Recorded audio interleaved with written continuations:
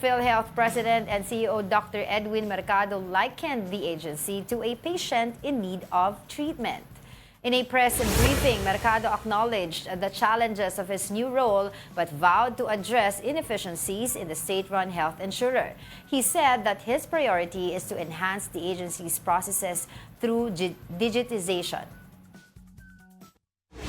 Bilang manggagamot, parang tinitingnan ko rin po ang PhilHealth na may sakit. At inaalam ko rin po ano yung lunas.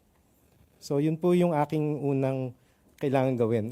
Aralin pong mabuti kung ano po yung mga prosesong kailangan baguhin para po yung directive po ng ating presidente, mahal na presidente, na tuloy-tuloy ang serbisyo at palalawigin pa natin yung benepisyo.